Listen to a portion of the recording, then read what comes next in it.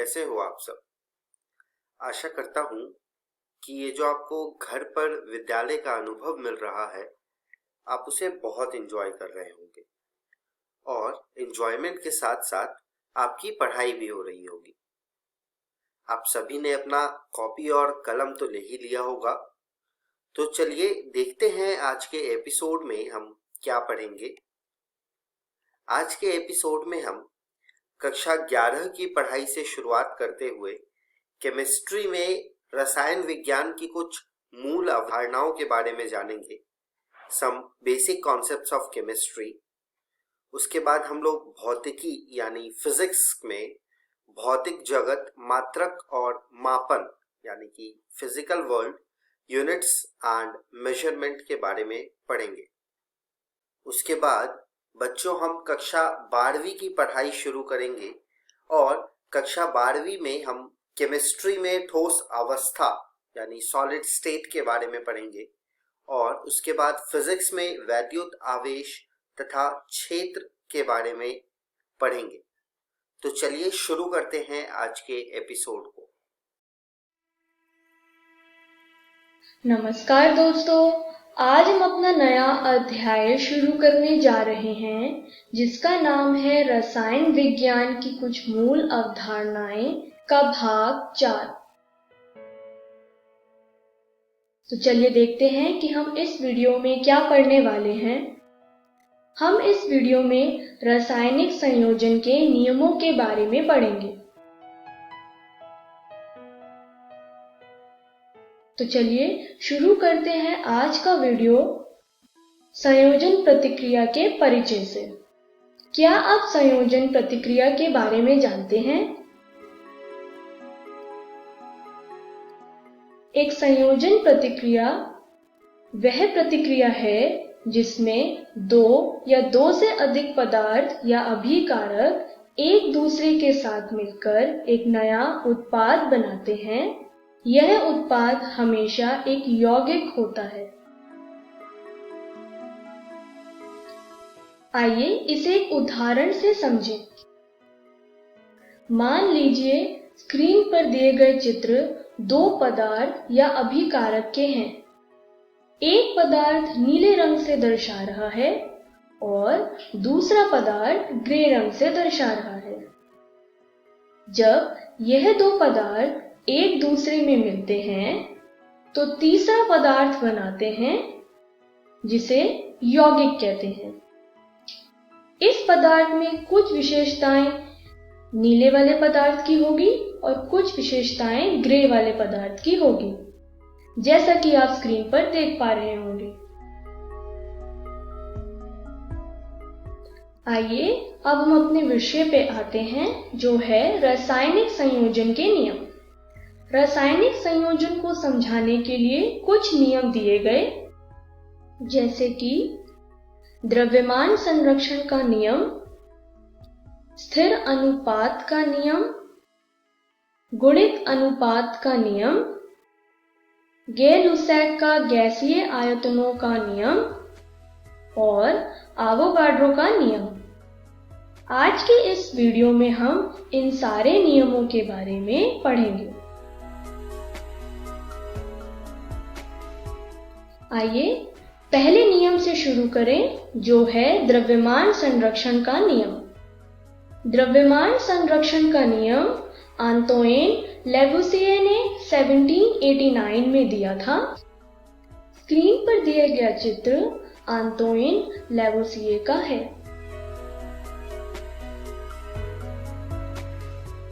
इन्हें आधुनिक रसायन विज्ञान के पिता या फादर ऑफ मॉडर्न केमिस्ट्री भी कहा जाता है। लेवुसिये ने इस नियम को समझाने के लिए एक प्रयोग किया था। आइए इस प्रयोग के बारे में जानें। उन्होंने एक फ्लास्क लिया, उसमें उन्होंने फास्फोरस और सल्फर को रखा। स्क्रीन पर दिए गए चित्र में P यानी फास्फोरस और S यानी सल्फर। जब उन्होंने इस फ्लास्क को गर्म किया तो उन्होंने यह जाना कि किसी भी चीज को गर्म या जलाने के लिए ऑक्सीजन की आवश्यकता होती है और इस रासायनिक प्रतिक्रिया के बाद मिला हुआ उत्पाद का द्रव्यमान अभिकारक के द्रव्यमान के बराबर था। इस नियम के अनुसार उत्पादों के द्रव्यमान रासायनिक प्रतिक्रिया में अभिकारक यानी रिएक्टेंट के द्रव्यमान के बराबर हो जाती है। रासायनिक प्रतिक्रिया में द्रव्यमान को ना ही हम बना सकते हैं और ना ही नष्ट कर सकते हैं।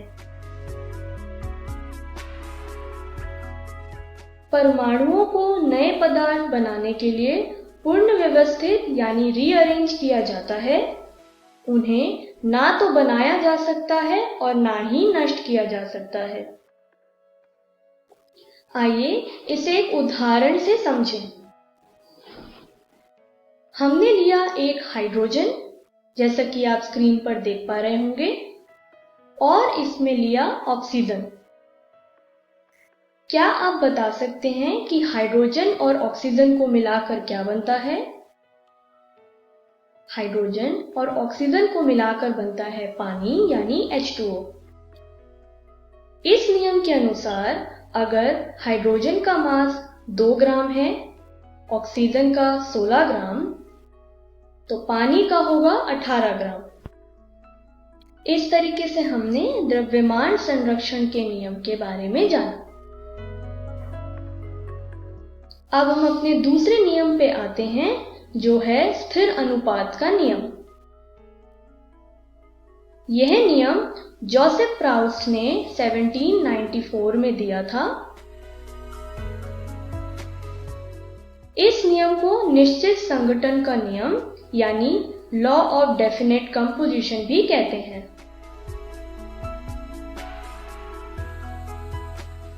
इस नियम के अनुसार किसी यौगिक के तत्वों के द्रव्यमानों का अनुपात सदैव समान होता है।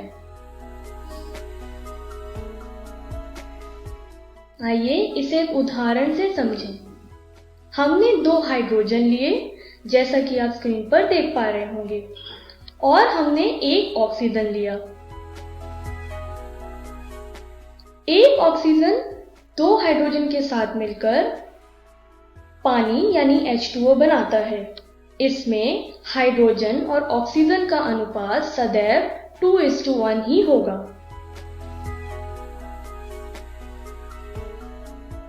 आइए अब बात करते हैं गुणित अनुपात के नियम के बारे में। यह नियम जॉन डाल्टन ने 1803 में दिया था।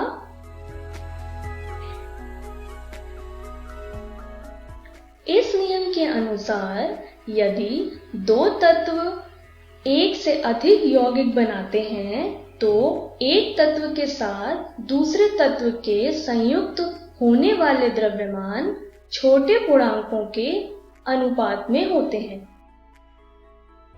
आइए इसे एक उदाहरण से समझें। हमने लिया हाइड्रोजन और ऑक्सीजन। हाइड्रोजन और ऑक्सीजन के साथ मिलाकर बनता है H2O यानी पानी। यहाँ हाइड्रोजन का द्रव्यमान है 2 ग्राम, ऑक्सीजन का 16 ग्राम और पानी का होगा 18 ग्राम। उसी तरीके से अगर हमने हाइड्रोजन लिया और ऑक्सीजन लिया तो यह H2O2 भी बनाता है यानी हाइड्रोजन पेरोक्साइड। यहाँ पर हाइड्रोजन का द्रव्यमान 2 ग्राम, लेकिन ऑक्सीजन का द्रव्यमान 32 ग्राम होगा और हाइड्रोजन पेरोक्साइड का द्रव्यमान 34 ग्राम होगा। जब हमने यह दोनों रिएक्शंस को देखा तो यह जाना कि दोनों ही रिएक्शंस में हाइड्रोजन का द्रव्यमान 2 ग्राम है, लेकिन ऑक्सीजन का द्रव्यमान 16 ग्राम होगा पानी में और 32 ग्राम होगा H2O2 में।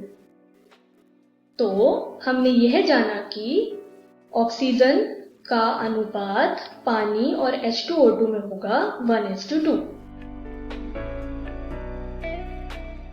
आइए अब बात करते हैं गैर-लुसैक का गैसीय आयतनों के नियम के बारे में।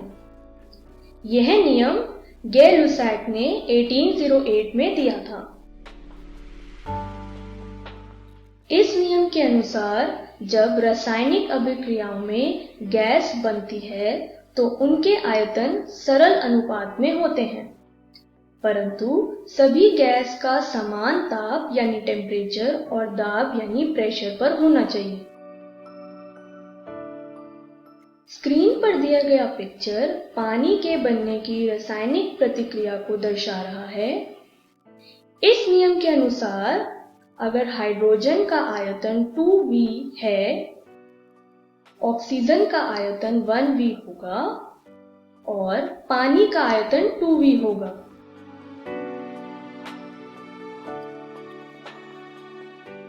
आइए अब बात करते हैं एवोगाड्रो के नियम के बारे में। यह नियम अमेलियो एवोगाड्रो ने 1811 में दिया था। इस नियम के अनुसार समान तापमान और दाब पर सभी गैसों की समान मात्रा में समान अणु होने चाहिए। इसे दूसरे शब्दों में समझें तो किसी भी गैस के आयतन उसके अणुओं की संख्या से सीधे अनुपातिक होती है। इसे हम इस तरह से भी लिख सकते हैं, यहाँ पर V गैस का आयतन यानी वॉल्यूम ऑफ गैस है और N यहाँ पर गैस के मोलों की संख्या या number of moles of gas है। इस तरीके से हमने एवोगाड्रो के नियम के बारे में भी जाना। तो आइए देखते हैं कि हमने इस वीडियो में क्या सीखा। हमने रासायनिक संयोजन के नियम के बारे में जाना। चलिए देखते हैं कि अगली वीडियो में हम क्या पढ़ने वाले हैं। हम परमाणु द्रव्यमान और आणविक द्रव्यमान के बारे में पढ़ेंगे। प्रतिशत संघटन के बारे में भी पढ़ेंगे। Thank you.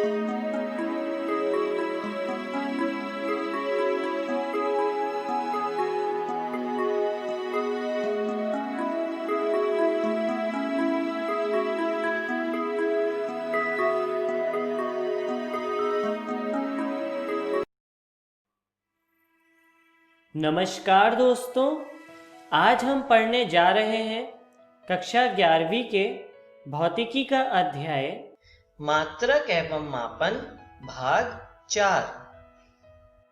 तो वीडियो शुरू करने से पहले आइए एक बार जानते हैं कि आज की वीडियो में हम क्या क्या पढ़ने वाले हैं।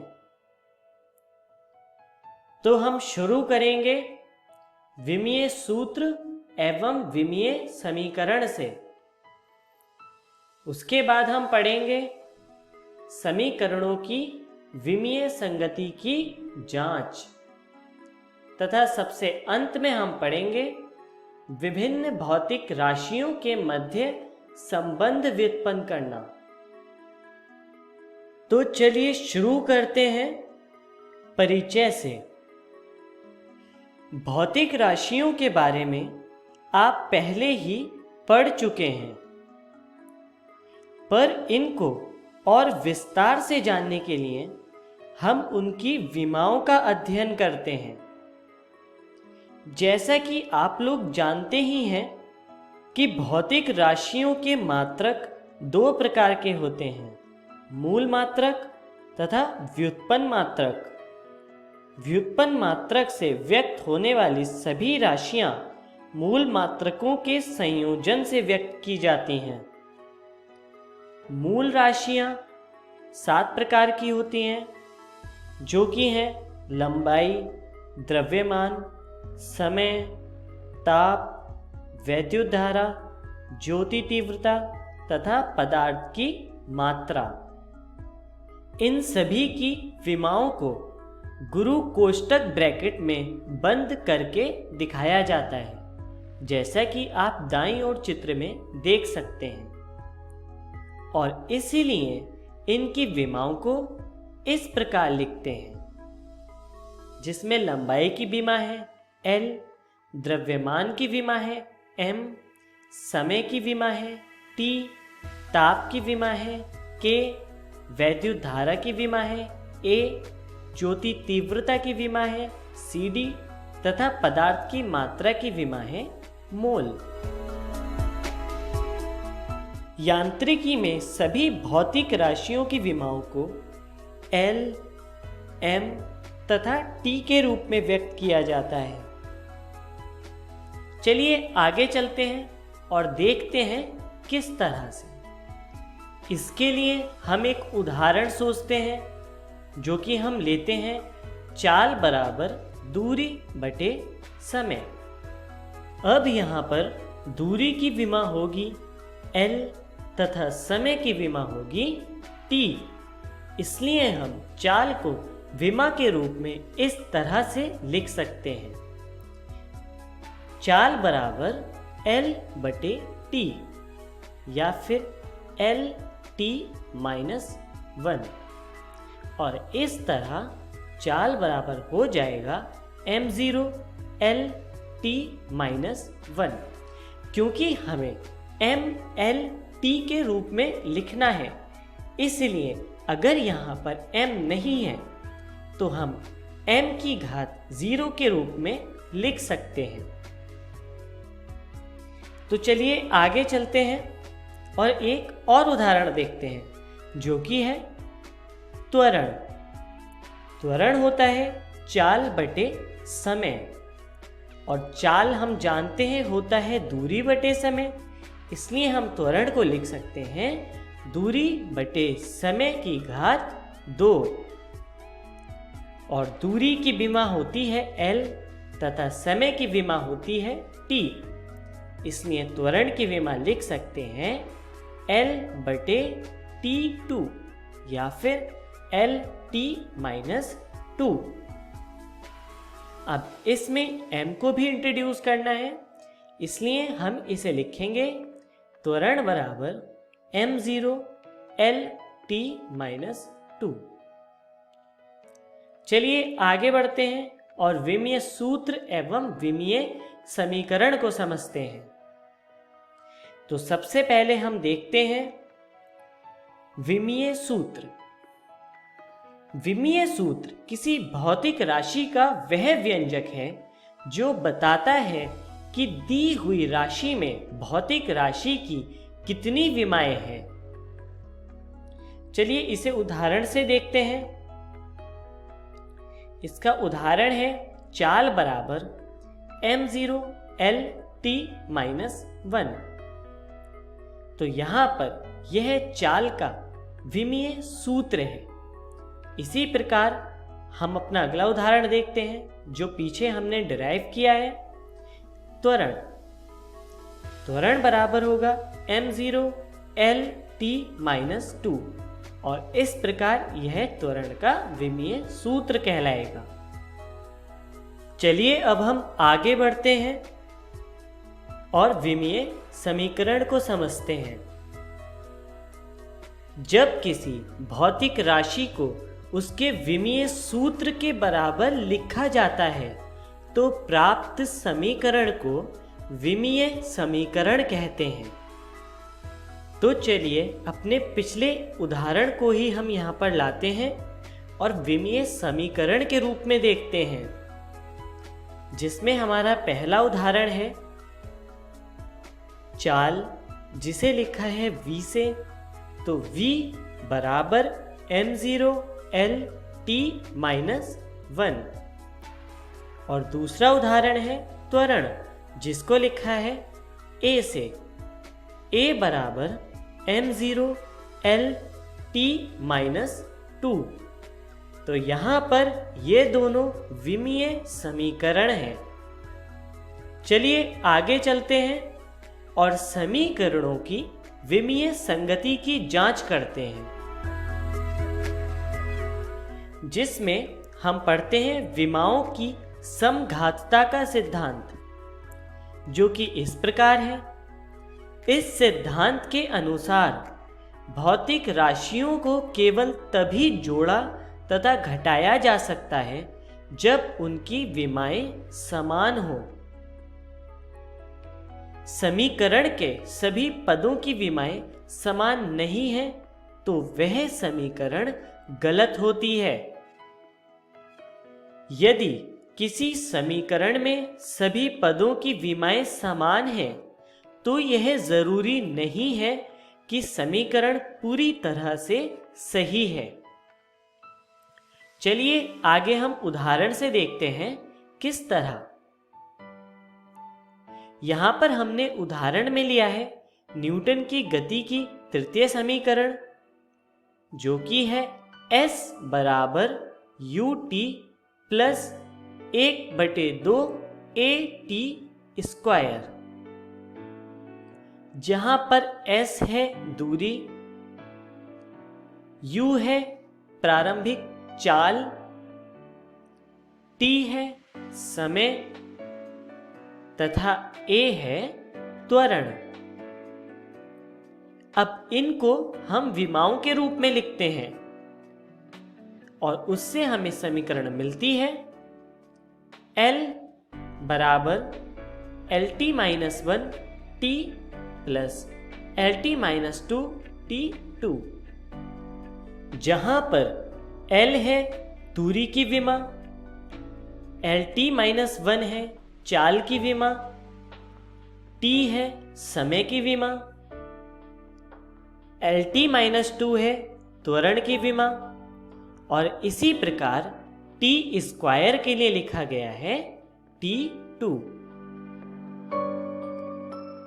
चलिए अब हम इस समीकरण का हल देखते हैं। इस समीकरण में T-1 कैंसिल हो जाएगा T से तथा T-2 कैंसिल हो जाएगा T2 से, तथा हमें समीकरण मिलेगी L बराबर L प्लस L, जिसमें आप देख सकते हैं कि सभी पदों की विमा समान है।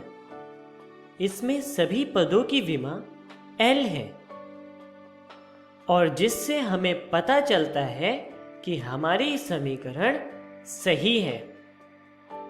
पर यहां पर हम एक और उदाहरण देखते हैं, जो कि एक समीकरण है S बराबर ut प्लस 3/2 at स्क्वायर, और आप सभी जानते हैं कि यह समीकरण भौतिकी के नियम के अनुसार सही नहीं है। लेकिन अगर हम इस समीकरण को विमा के रूप में लिखें, तब इसे भी इसी तरह लिखा जाएगा, क्योंकि विमा लिखते हुए हम नियतांक पे ध्यान नहीं देते हैं। और इस तरह इस समीकरण के लिए भी सभी पदों की विमाएं समान आएंगी। तो यहाँ से हमें यह पता चलता है कि यदि समीकरण के सभी पदों की विमाएं समान भी हैं, तब भी वह समीकरण गलत हो सकती है। चलिए अब आगे बढ़ते हैं और विभिन्न भौतिक राशियों के मध्य संबंध व्युत्पन्न करना सीखते हैं। भौतिक राशियों का संबंध विमाओं विधि द्वारा भी स्थापित किया जा सकता है। इसके लिए यह ज्ञात होना चाहिए कि दी हुई राशि की निर्भरता किन किन अन्य राशियों पर है। दी हुई राशि को अन्य राशियों की घातों के गुणनफल के रूप में लिखा जाता है। चलिए इसको हम उदाहरण से समझते हैं। हम उदाहरण लेते हैं बल का। बल निर्भर करता है द्रव्यमान तथा त्वरण पर। इसलिए हम बल को द्रव्यमान और त्वरण की घातों के गुणनफल के रूप में लिखते हैं। तो यहाँ हमने लिखा बल बराबर के यहाँ पर कोई नियतांक यानी कांस्टेंट है, गुणा द्रव्यमान की घात a गुणा त्वरण की घात b। तो चलिए अब हम इस समीकरण में सबकी विमाएं लिखते हैं। तो यहां लिखा हमने बल की विमा mLT - 2, द्रव्यमान की विमा m तथा त्वरण की विमा LT - 2। तो इस तरह समीकरण बनी mLT - 2 बराबर k गुणा m की घात a गुणा LT - 2 की घात b। इसको हल करके लिखा जा सकता है m1 L1 T - 2 बराबर k इंटू m की घात a L की घात b t की घात -2b। अब हम इस समीकरण में घातों की तुलना करके a और b के मान निकाल सकते हैं, जो इस तरह से है। a का मान आएगा 1 और इसी तरह b का भी मान आएगा 1। अब हम a और b के मान बल की समीकरण में रखते हैं, जिससे हमें मिलता है बल बराबर द्रव्यमान गुणा त्वरण। इस समीकरण के लिए k का मान 1 होता है और इस तरह हमें विमाओं द्वारा बल का सूत्र मिल जाता है। तो चलिए आगे बढ़ते हैं और जानते हैं कि आज की वीडियो में हमने क्या क्या सीखा। तो सबसे पहले हमने सीखा विमीय सूत्र एवं समीकरण के बारे में। उसके बाद हमने पढ़ा विमाओं की समघातता सिद्धांत तथा सबसे अंत में हमने पढ़ा भौतिक राशियों के मध्य संबंध व्युत्पन्न करना। तो चलिए आगे बढ़ते हैं और जानते हैं कि अगले वीडियो में हम क्या क्या सीखने वाले हैं। तो हम पढ़ेंगे सरल रेखा में गति। धन्यवाद।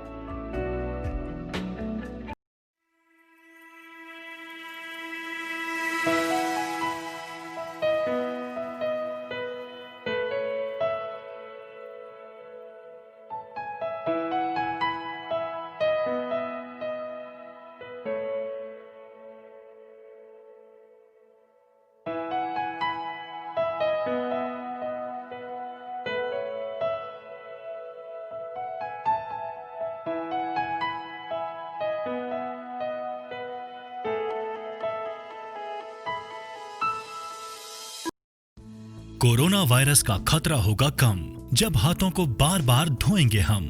साथियों, जब आपके हाथ गंदे हों, खांसने और छींकने के बाद, किसी भी सतह या वस्तु को छूने के बाद, शौचालय के इस्तेमाल के बाद, खाना बनाने, परोसने, खाने से पहले और खाना खाने के बाद अपने हाथों को 20 सेकंड तक साबुन और पानी से अच्छी तरह धोएं।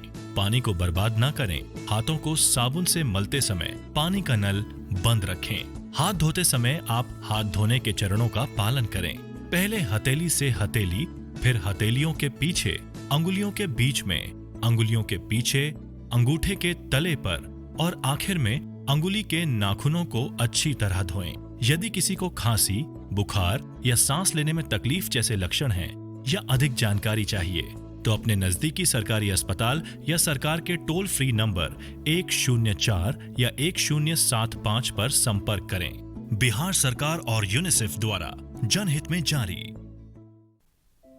नमस्कार दोस्तों, आज हम ठोस अवस्था का चौथा भाग शुरू करने जा रहे हैं। इस वीडियो को शुरू करने से पहले आइए देखते हैं कि हम आज के इस वीडियो में कौन कौन से विषयों पर बात करने वाले हैं। सबसे पहले हम धातु आधिक्य दोष के बारे में पढ़ेंगे। उसके बाद हम विद्युतीय गुणों के बारे में पढ़ेंगे और आखिरी में हम चुंबकीय गुणों के बारे में पढ़ेंगे। तो आइए शुरू करते हैं धातु आधिक्य दोष से। अभी जो आपके सामने चित्र आया है वो NaCl ठोस का चित्र है। NaCl ठोस Na+ और Cl- से मिलके बना होता है। अब होता क्या है, एक जगह से Cl- गायब हो जाता है। Cl- के बाहर निकलने की वजह से उस जगह में एक इलेक्ट्रॉन कब्जा कर लेता है। जब वो इलेक्ट्रॉन कब्जा कर लेता है तो उस जगह को जहां पर वो इलेक्ट्रॉन होता है उसे F सेंटर कहा जाता है। F सेंटर जो होता है वो ठोस को रंग प्रदान करता है। तो यह होता है धातु आधिक्य दोष। अब बात करते हैं ठोस के विद्युतीय गुण। अगर हम विद्युतीय गुणों के हिसाब से ठोसों का वर्गीकरण करें तो ठोस 3 प्रकार के होते हैं: चालक, विद्युतरोधी और अर्धचालक। चालक वो ठोस होते हैं जो अपने में से विद्युत को आराम से जाने देते हैं। विद्युतरोधी वो होते हैं जो विद्युत का विरोध करते हैं, उनमें से विद्युत नहीं जा पाती। और अर्धचालक वह ठोस होते हैं जिनमें से विद्युत किसी किसी अवस्था में जा पाती है और किसी अवस्था में वो विद्युत का विरोध करते हैं। अब बात करते हैं ठोस पदार्थों में विद्युत का प्रवाह। इसको हम बैंड डायग्राम से समझते हैं। बैंड डायग्राम में क्या होता है, 2 तरह के बैंड होते हैं। एक होता है रिक्ति बैंड और एक होता है संयोजक बैंड। जैसा कि आप चित्र में देख रहे हैं, जो नीले रंग में बैंड है उसे रिक्ति बैंड कहते हैं और जो सफेद रंग में बैंड है उसे संयोजक बैंड कहते हैं। जो इलेक्ट्रॉन होता है वो रिक्ति बैंड में मौजूद होता है, लेकिन अगर हम चाहते हैं कि विद्युत का प्रवाह हो तो उसके लिए हमें इलेक्ट्रॉन को रिक्ति बैंड से संयोजक बैंड में डालना होगा। यह तभी मुमकिन है जब दोनों बैंडों के बीच का जो अंतराल है वो लघु हो या फिर वो हो ही ना। तो धातु के केस में क्या होता है, जो रिक्ति बैंड होता है और जो संयोजक बैंड होता है वो एक दूसरे के ऊपर समा जाते हैं।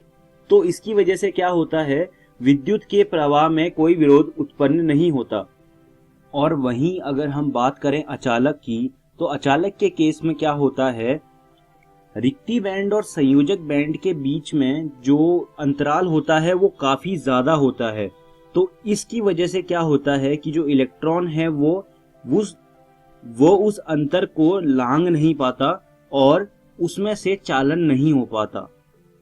तो अब बात करते हैं अर्धचालक की। तो अर्धचालक के केस में क्या होता है, जो रिक्ति बैंड होता है और जो संयोजक बैंड होता है उसमें जो अंतर होता है वो लघु होता है। तो इसकी वजह से इलेक्ट्रॉन किसी किसी अवस्था में उस अंतराल को लांघ पाता है और किसी किसी अवस्था में उस अंतराल को नहीं लांघ पाता। इसीलिए अर्धचालक के केस में विद्युत का प्रवाह हो भी सकता है और नहीं भी। तो ये था एनर्जी बैंड डायग्राम। अब बात करते हैं परिभाषाओं की। कुछ परिभाषाएं हैं जिनको आपको थोड़ा ध्यान देना होगा, थोड़ी महत्वपूर्ण है वो परीक्षा के उद्देश्य से। पहली परिभाषा है अपमिश्रण। इस प्रक्रिया में चालकता बढ़ाने के लिए ठोस में उचित अशुद्धि मिलाई जाती है। वैसे तो हमने बचपन से ये सीखा है कि अशुद्धि को नहीं मिलाना चाहिए किसी भी चीज में, क्योंकि चीजें शुद्ध ही सही रहती हैं। लेकिन ठोसों के केस में ऐसा नहीं होता। ठोसों के केस में हम उचित मात्रा में अशुद्धि मिलाते हैं। इसका कारण ये है कि अशुद्धि मिलाने से ठोसों की चालकता बढ़ती है। तो यह अपमिश्रण की परिभाषा है। अब बात करते हैं इलेक्ट्रॉन धनी अशुद्धियों की। ये अशुद्धियां वो होती हैं जिनमें इलेक्ट्रॉन की मात्रा ज्यादा होती है। इलेक्ट्रॉन न्यून अशुद्धि, इन अशुद्धियों में कम मात्रा में इलेक्ट्रॉन मौजूद होता है। जैसा इलेक्ट्रॉन धनी अशुद्धियों में इलेक्ट्रॉन ज्यादा मात्रा में मौजूद होता था, इन अशुद्धियों में इलेक्ट्रॉन कम मात्रा में मौजूद होता है। इलेक्ट्रॉन धनी अशुद्धियों को अंग्रेजी में एन टाइप सेमीकंडक्टर कहा जाता है और इलेक्ट्रॉन न्यून अशुद्धियों को अंग्रेजी में पी टाइप सेमीकंडक्टर कहा जाता है। अब बात करते हैं ठोसों के चुंबकीय गुणों की। सबसे पहले बात करते हैं अनुचुंबकत्व पदार्थों की। ये पदार्थ चुंबकीय क्षेत्र द्वारा दुर्बल रूप से आकर्षित होते हैं। अगर हम इन्हें चुंबकीय क्षेत्र में रख दें तो वो क्षेत्र इन पदार्थों को अपनी तरफ दुर्बल रूप से आकर्षित करेगा। फिर आते हैं प्रतिचुंबकत्व पदार्थ। ये पदार्थ चुंबकीय क्षेत्र द्वारा दुर्बल रूप से प्रतिकर्षित होते हैं। प्रतिकर्षित मतलब जो चुंबकीय क्षेत्र है वो प्रतिचुंबकत्व पदार्थों को अपने आप से दूर भेजने की कोशिश करता है। फिर आते हैं लोह चुंबकत्व पदार्थ। ये पदार्थ चुंबकीय क्षेत्र द्वारा प्रबलता से आकर्षित होते हैं। मतलब अगर हम इन पदार्थों को चुंबकीय क्षेत्र में रख दें तो चुंबकीय क्षेत्र इन्हें प्रबलता से अपनी ओर आकर्षित करेगा। लोह चुंबकत्व पदार्थों का सबसे अच्छा उदाहरण है लोहा और कोबाल्ट और निकल। अब बात करते हैं प्रतिलोह चुंबकत्व पदार्थों की। इन पदार्थों में डोमेन जो होते हैं वह एक दूसरे के विपरीत अभिविन्यासित होते हैं।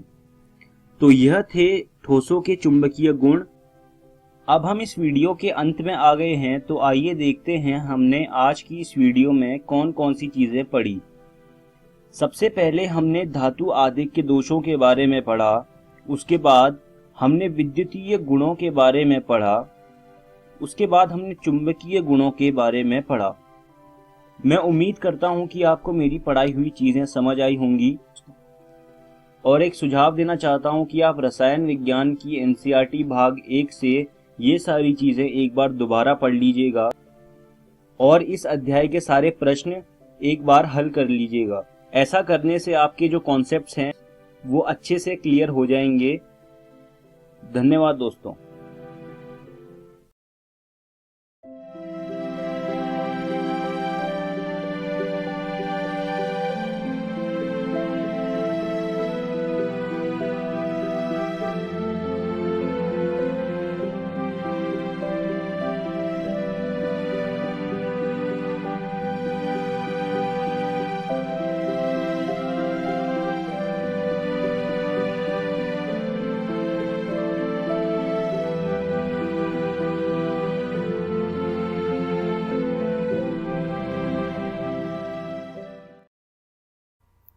Hello friends, welcome to this physics video lecture.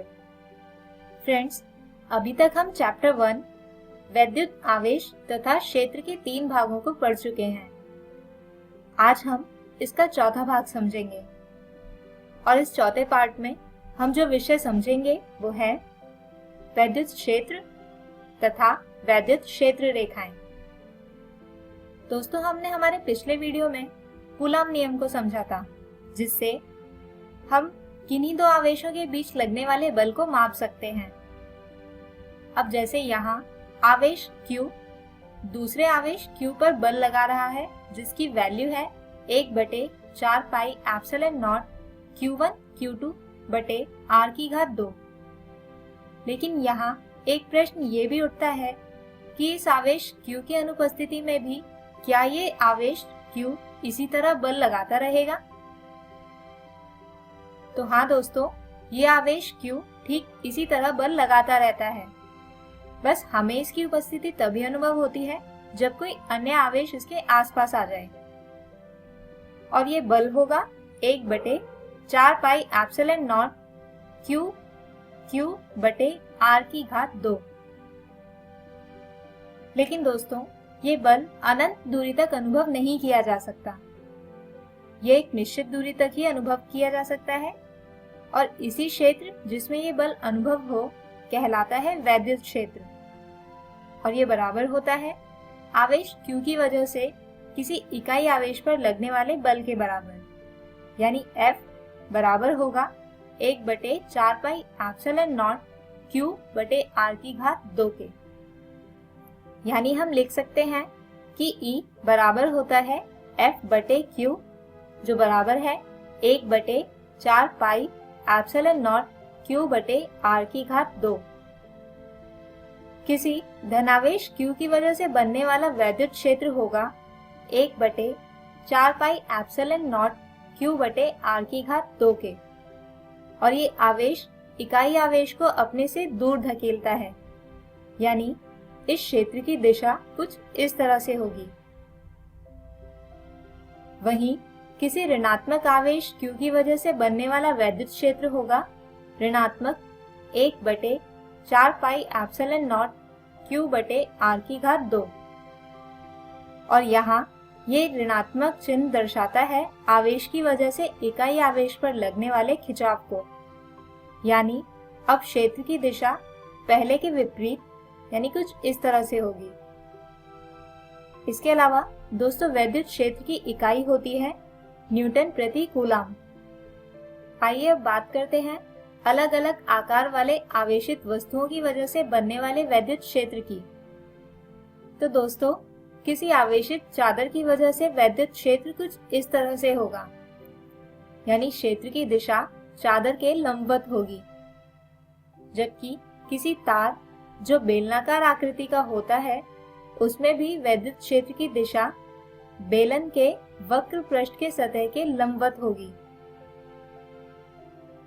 और अगर किसी आवेशित गोले से बनने वाले वैद्युत क्षेत्र की बात करें तो वो बाहर या अंदर की ओर उन्मुख त्रिज्यीय होती है।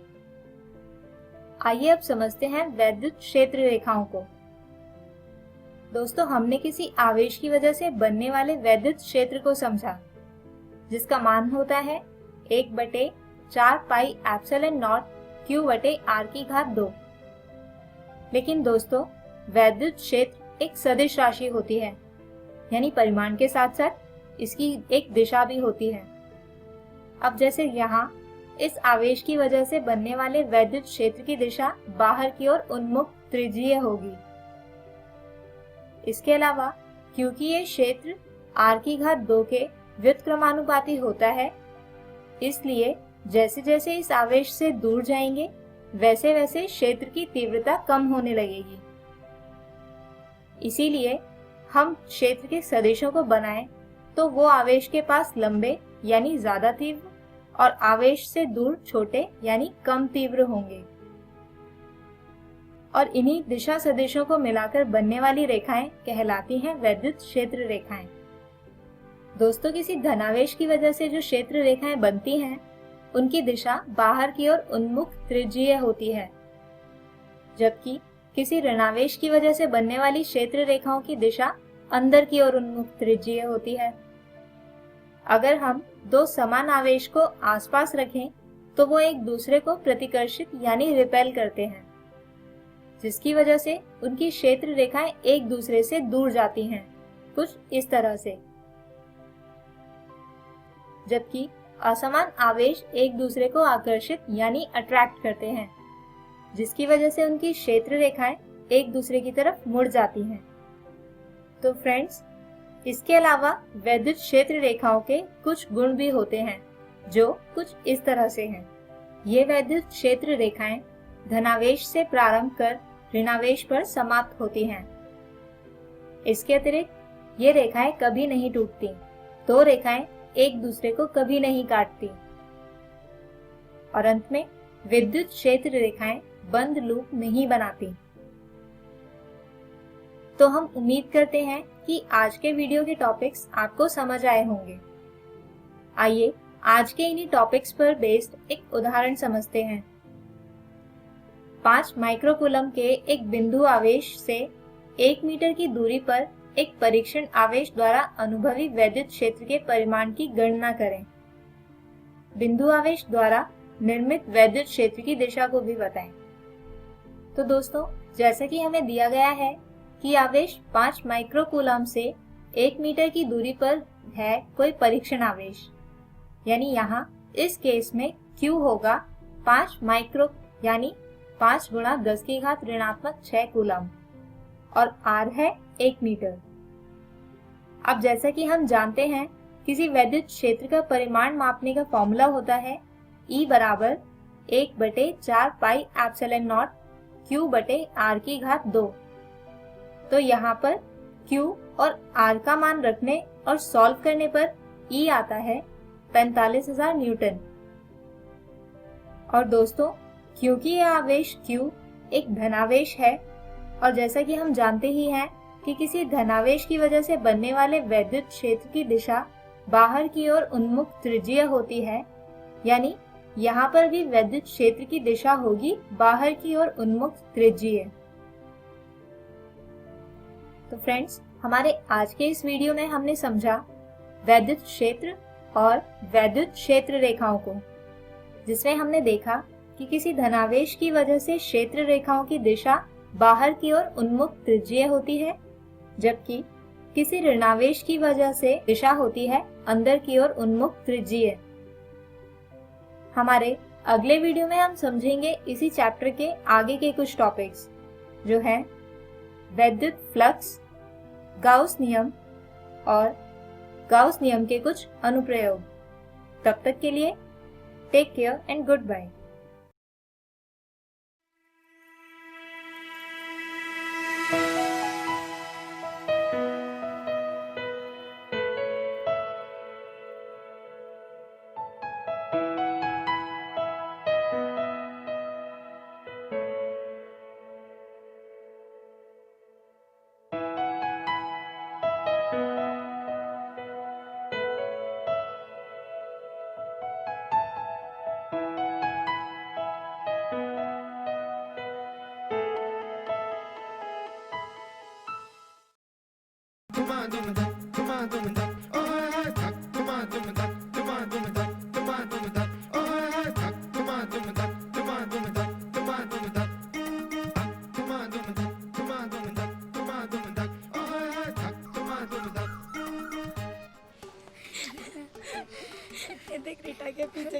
ये क्या हो रहा है?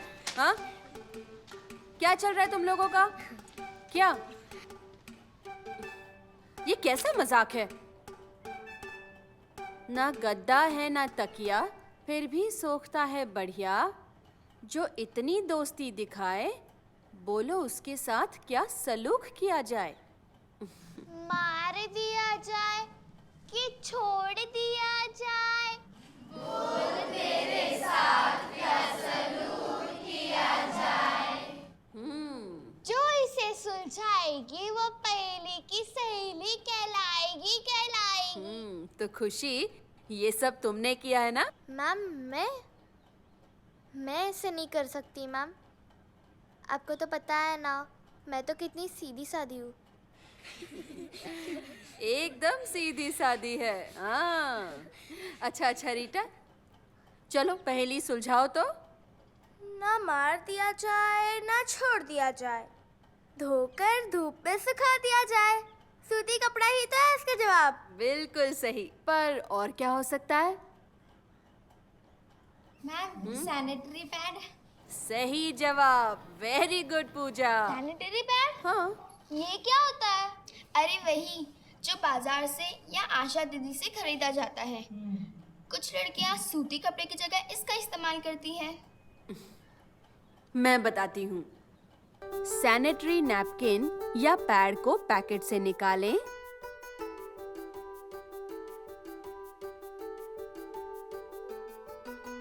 पीछे लगे कागज को उतार दें और कच्छी के अंदर लगा लें।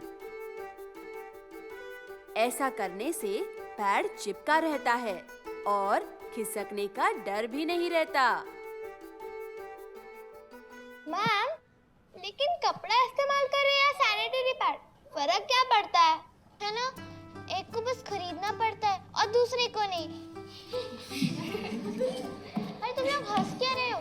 मैं भी कभी कभी सीरियस होती हूँ। अच्छा रीटा, अब बताओ तो, कपड़ा हो या सैनिटरी पैड, इस्तेमाल करने के बाद मार दिया जाए या छोड़ दिया जाए? सिंपल है मैम, मार दिया जाए। कल माँ ने मुझे सिखाया था कि कपड़े को गड्ढे में गाड़ दे या जला दे। मेरे ख्याल से सैनिटरी पैड के साथ भी यही किया जाए। एकदम सही, तुम बिल्कुल सही सोच रही हो। वैसे रीटा क्लास में काफी बात करने लग गई है। हाँ? Very good. अच्छा, सैनिटरी पैड को तुरंत जला देना चाहिए या सैनिटरी पैड गीला होता है तो उसे अखबार में लपेटकर घर के किसी कोने में रख देना चाहिए। और कुछ दिनों बाद सारे सैनिटरी पैडों को एक साथ लपेटकर जला दो। बहुत अच्छे। वैसे स्कूल के शौचालय में हमारे यहाँ इंसिनरेटर भी है। हम कपड़ा या पैड दोनों उसमें डाल के जला सकते हैं, है ना? ये हुई ना बात। वाह, दोस्ती हो तो रीटा और रुखसार जैसी। मैम, हाँ, ये तो सरासर नाइंसाफी है। मैं भी तो रीता की बेस्ट फ्रेंड हूँ। मेरी दोस्ती का क्या हुआ? अरे इसमें तुम्हारी दोस्ती कहाँ से आई? मैंने ही तो पहली चिपकाई।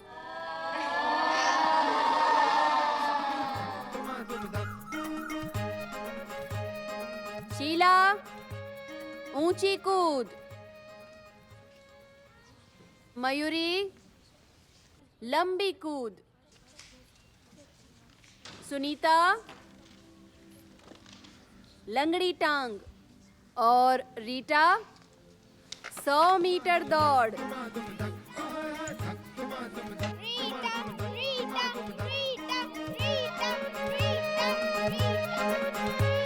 हवा में शोर है ये चर्चा, रो रहे तेरे पंख है तैयार, ना रुकती तेरी अब रफ्तार। हौसलों में आ गई जा, तेरी ही जीत का है ये फरमान। ऐसी उड़ान लगा, पंछियों से आँख मिला।